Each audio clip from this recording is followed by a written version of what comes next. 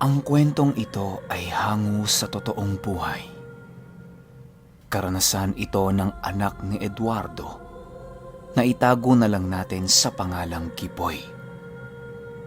Taong 2000, Tigbawan, Iloilo. Sa paglipas ng panahon, ay lumaking masaya ang anak nila Eduardo. Nagabayan nila ito ng tama at napalaki bilang isang mabuting tao sa lipunan at sa kapwa nito.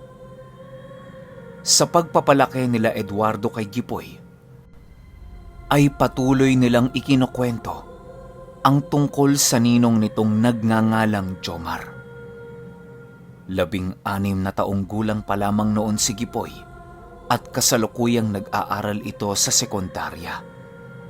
Paulit-ulit na kwento sa kanya ni Eduardo tungkol kay Jomar, na minsan sa buong buhay nito, hindi niya nagawang maniwala sa istorya ng kanyang ama. Paminsan-minsan kapag sinasabihan siya nitong nakagabay ang kanyang kaibigan sa kanya, ay pinagtatawanan lamang ito ni Giboy. Itong mga panahong ito, kasalukuyang may edad na si Eduardo. Kung hindi ninyo na itatanong, si Eduardo ang kababatang kaibigan ni Jomar. Si Jomar naman ang pinuno ng gabunang aswang sa Tigbawan.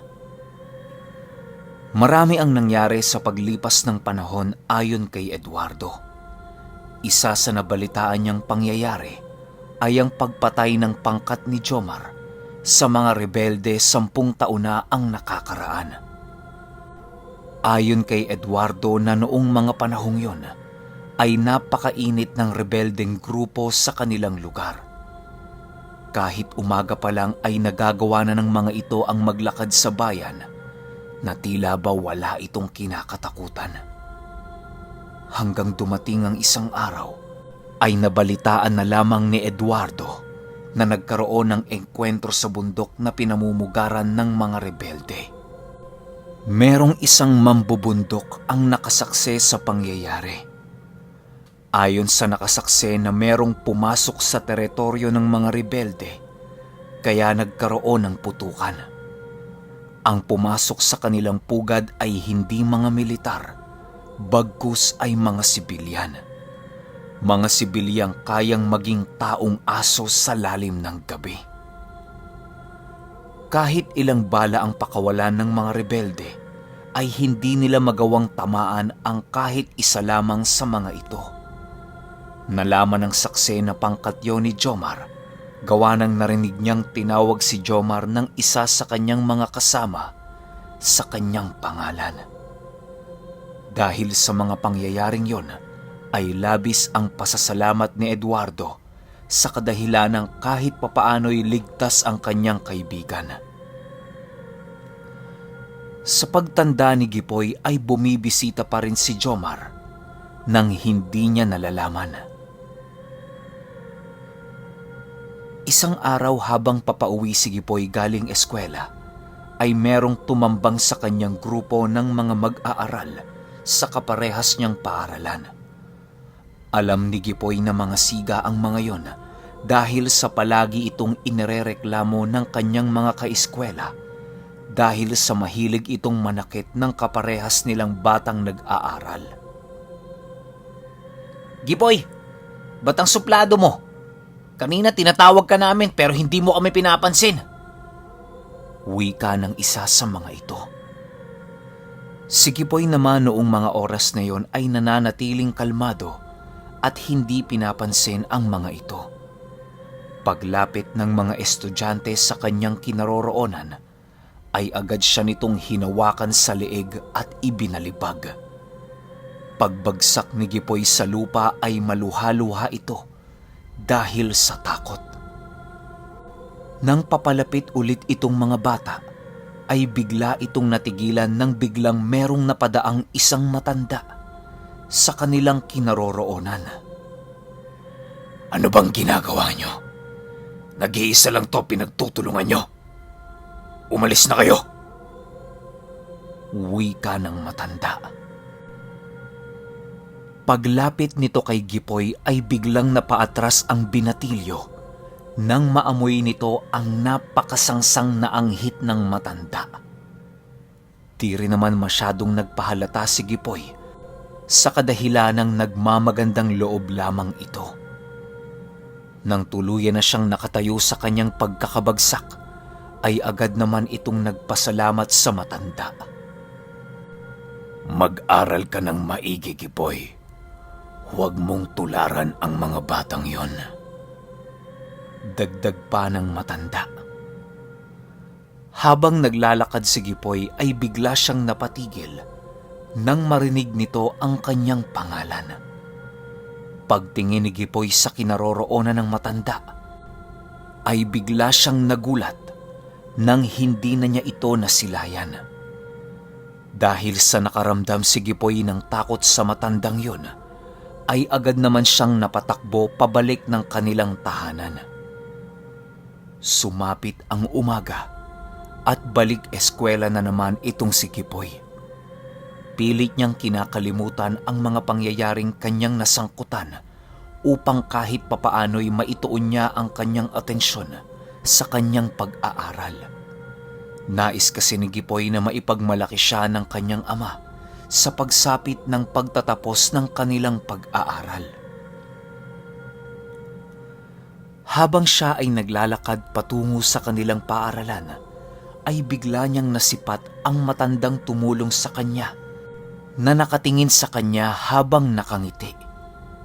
Si Gipoy naman noong mga oras na yon ay patuloy lamang sa kanyang paglalakad.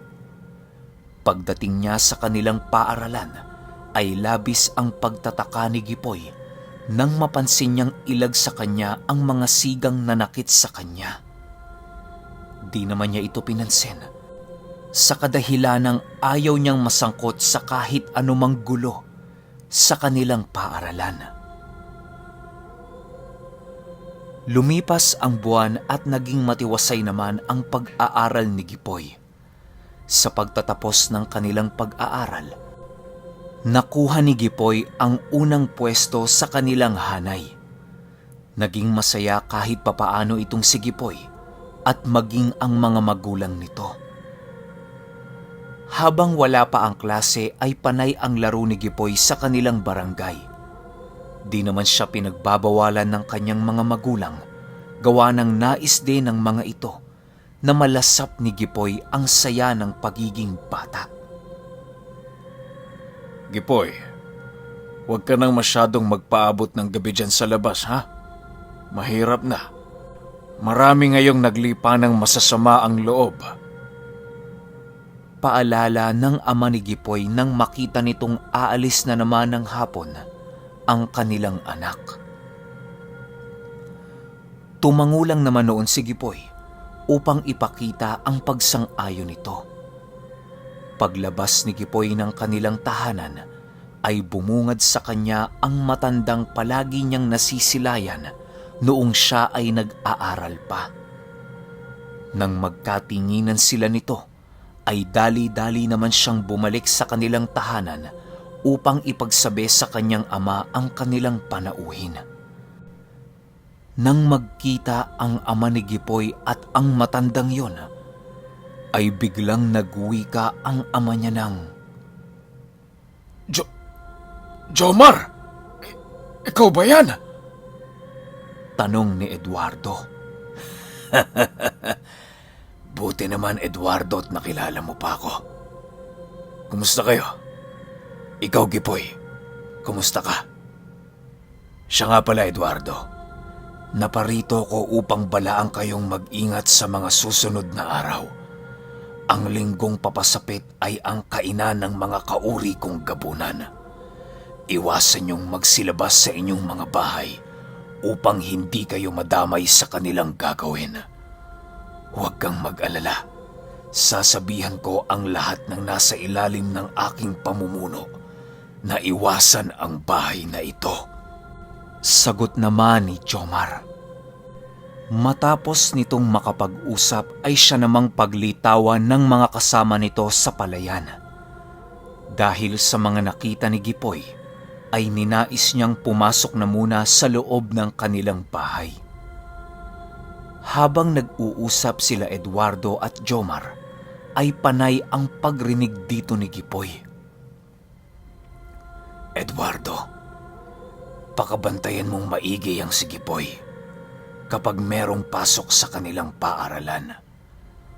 Noon nakaraan kasi ay nakita ko yan. Muntik nang mabugbog ng mga sigang kaedad niya. Buti na lang at nandun ako. Dahil kung wala, ewan ko na lang kung anong inabot ni Gipoy sa mga yon. Siya nga pala, Eduardo, yung itim na halamang ibinigay ko sa'yo, buhay pa ba? Tanong ni Jomar. Omar, buhay pa yon pero hindi lumalaki. Nandun yun sa loob ng kwarto namin. Akala ko kasi patay na eh. Kaya ginawa na lang naming palamuti sa aming silid. Sagot naman ni Eduardo. Itanim mo yan sa labas, Eduardo. Malapit nang mawala ang bisa nun. Kaya gamitin na lang natin ng husto ang usal na ipinaloob ko dito. Magsisilbing babala ang halamang ibinigay ko sa'yo. Nakaisa ka ng aming pangkat. Sagot naman ni Eduardo. Habang panay kwentuhan ng dalawa, ay hindi na napansin ni Gipoy ang takbo ng oras. Nang makaramdam siya ng pagkagutom, ay siya namang pagtungo niya sa kanyang ina na nasa kusina. Lumipas ang 1 oras at pumasok na itong si Eduardo. Masayang-masaya itong pumasok sa kanilang bahay, gawa nang nakita na niya ulit ang kanyang kababata. Dahil sa mga pangyayaring yon ay doon na tuluyang naniwala si Gipoy na totoo ang kwentong ibinabahagi sa kanya ng kanyang ama. Habang si Eduardo ay kumakain, panay ang kwento nito tungkol sa kanilang mga napag-uusapan, maging ang pagkamatay ng mga rebelde ay naikwento rin ni Eduardo sa kanyang pamilya. Ayon kay Eduardo, na kaya pala pinaslang ng pangkat nila Jomar ang mga rebelde, gawa ng pinagpupuputol ng mga ito ang kanilang sagradong puno upang gawing haligi ng kanilang mga itinatayong kubo. Ang punong yon ay ginagamit umano nila Jomar sa sangkap ng kulam. Kung hindi ninyo na itatanong, kaya naiiba ang gabunan sa mga ordinaryong aswang dahil sa kakayahan nitong gumamit ng mga aral ng ibang nilalang. Kayang mambarang ni Jomar, mangulam, manumpa ng mga nilalang na nais nitong bigyan ng parusa. Maliban sa kanilang taglay na lakas at bilis, ay matatalino rin ang mga gabunan. Yun ang isang lamang ng gabunan sa ibang kalahi nito. Dagdag pa na kwento ni Eduardo, ay patuloy na pinagmamasdan ni Jomar ang kanyang inaanak sa bawat araw na dumaraan. Nang marinig ito ni Gipoy ay labis na lamang ang kanyang pagkabahala dahil sa kanyang mga nalaman. Sumapit ang linggong sinasabi ni Jomar at ibayo na ang pag-iingat na ginawa nila Eduardo. Animoy lahat ng galaw nila Eduardo noon ay merong nagmamasid. Sa pagsapit ng gabi ng Lunes, ay biglang nagising sina Eduardo nang maramdaman nilang merong naglalakad sa labas ng kanilang bahay. Sa bawat paghakbang ng nilalang na yon, ay sinusundan ito ng pag-aangil. Makalipas lamang ang ilang minuto, ay nakarinig si Eduardo ng 2 taong nag-uusap na parabang meron itong nais na gawin sa kanilang tahanan. Hindi naman ito pinansin ni Eduardo dahil sa alam niyang hindi magagawa ng mga ito ang pumasok sa loob ng kanilang pamamahay. Kung makapasok man ito, ay sisiguraduhin ni Eduardo na gagapang yon sa kanyang hawak na buntot pagi. Paikot-ikot na noon si Eduardo sa kanyang pamamahay upang masiguradong walang makakapasok. Matapos ang mga pangyayaring yon ay sinundan pa ito ng sinundan hanggang sa maging normal na lamang ang mga ganoong pangyayari. Animoy sa bawat araw na dumaraan ay parame ng parame ang mga nilalang na bumibisita sa pamamahay nila Eduardo. Sumapit ang umaga ng Biyernes at bumisita ulit si Jomar sa pamamahay ni Eduardo. Eduardo, huling araw na mamaya ng kainan. Wala nang buhay ang halamang ibinigay ko sa iyo. Pero huwag kang mag-alala dahil magbabantay ako sa inyong bahay buong magdamag. Marami nang napapatay ang mga aswang, Eduardo. Marami nang nawawala ng hindi ninyo nalalaman. May mga ibang nanginginaing aswang na ayaw sumunod sa aking patakaran. Labis ang pasensya ko sa mga ito, pero kapag sinubukan nilang pagtangkaan ang buhay ng inyong pamilya, ayun na ang huli nilang gagawing kamalian sa mundong ito. Pasensya ka na, Eduardo, dahil ito lang talaga ang maitutulong ko sa inyo. Wika ni Jomar. Sige lang, Jomar. Walang problema. Hayaan mo. Ayusin ko ang bahay namin mamaya upang kahit papaano'y makatulong ako sa inyo. Sagot naman ni Eduardo. Matapos nilang makapag-usap ay siya namang paglisan nila Jomar at ng grupo nito. Kitang-kita ni Gipoy ang paglakad ng pangkat ni Jomar na bakas ang napakasamang oras sa mga ito. Ang mga palay na nahahawi nila Jomar ay nalalantad dahil sa lakas na taglay nilang ora. Nang makaalis na sila Jomar, ay agad namang inayos ni Eduardo ang kanilang bahay. Di rin nila hinayaang maglakwatsa si Gipoy noong mga oras na yon. Kahit anong pilit ng binatilyo sa kanyang mga magulang, ay hindi pa rin siya nito pinakikinggan. Dahil sa wala namang magawa si Gipoy, kaya naisipan niyang tulungan na lamang ang kanyang ama sa tinatrabaho nito. Buong umaga at hapon silang nagkumpuni ng kanilang mga bintana at pintuan upang masigurong ligtas sila sa pagdaan ng gabi. Habang abala sila Gipoy sa kanilang ginagawa, ay biglang natigilan si Gipoy nang makita niya na ang kanilang kapitbahay na merong kalong-kalong na maliit na katawan ng saging.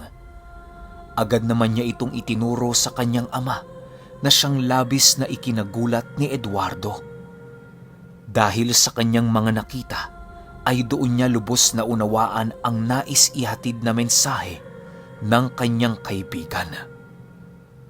Sumapit ang gabi ng Biyernes at panay ang pagdarasal na ginagawa nila Eduardo.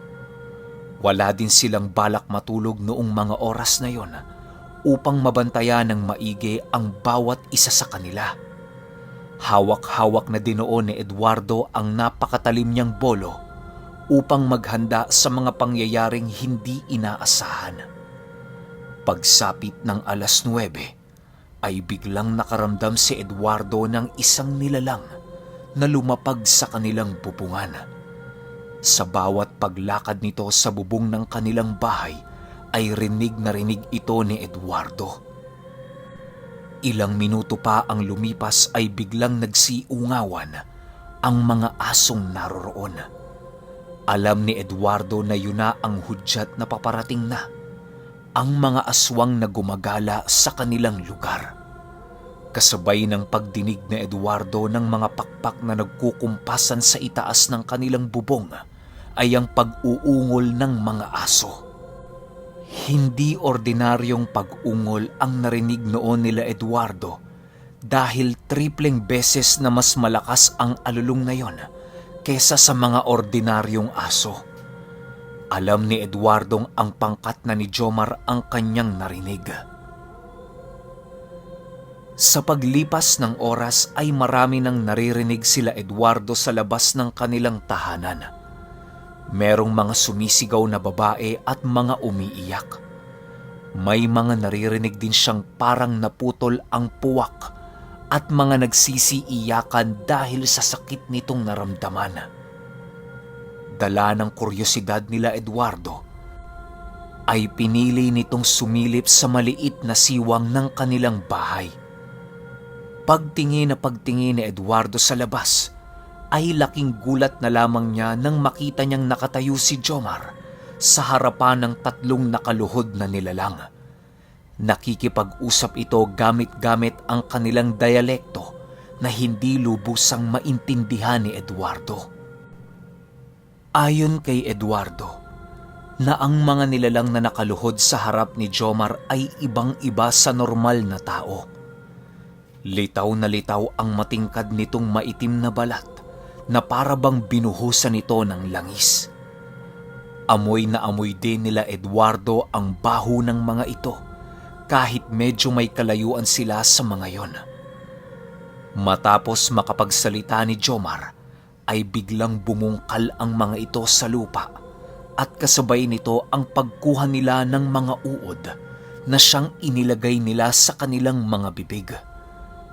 Matapos yan ay lumapit ang isang kasama ni Jomar at walang pagdadalawang isip na kinagat nito ang mga puwak ng mga nilalang na kumain ng uod. Sa bawat pagbulwak ng mga dugo nito sa puwak ay ang pagsalo-salo naman ng mga kasama ni Jomar. Dinilaan ng mga ito ang dugong kumalat hanggang sa wala na ang bakas ng mga ito. Dahil sa hindi makayanan ni Eduardo ang kanyang mga nasilayan, ay pinili na niyang umalis sa siwang na kanyang pinagsisilipan. Ilang minuto pa ang lumipas at biglang tumahimik na ang buong paligid. Unti-unting napanatag ang kalooban nila Eduardo dahil sa alam nilang tapos na ang kaganapan noong gabing yon. Si Gipoy naman ay nawawala na din ang bakas ng takot sa mukha nito habang nakayakap kay Eduardo. Eduardo, wala na kayong dapat ipag-alala. Sadyang marami talagang traidor sa mundong ito. Kita mo, maging ang nasa pangkat ko ay tinangkang patayin kayo. Ikaw at ang pamilya mo na lang, Eduardo, ang mahalagang tao para sa akin. Wala kang dapat ikatakot kapag ako ay buhay pa, dahil patuloy akong magmamasid sa inyo hanggang sa wakas ng aking buhay. Tunay kitang kaibigan, Eduardo. At masaya kung makita kang tumatanda na masaya sa piling ng iyong pamilya. Wika ni Jomar. Matapos nitong makapagsalita ay siya namang pagtalo nito papalayo sa kanilang tahanan. Pagsapit ng umaga ay pinili ni Eduardong magmasid sa mga bahay na nasa kanilang baryo. Sa pag-iikot ni Eduardo ay wala naman siyang napansing kakaiba. Hinayaan na lamang niya ang mga kaganapang yon dahil baka wala lang siyang kakayahang makita ang sinasabi ni Jomar. Kahit hanggang ngayong pangkasalukuyang panahon, ay dala pa rin ni Gipoy ang kanyang naging karanasan noong minsan niyang nakilala ang kaibigan ng kanyang ama na si Jomar na siyang gumawa ng babala ng isang gabunan.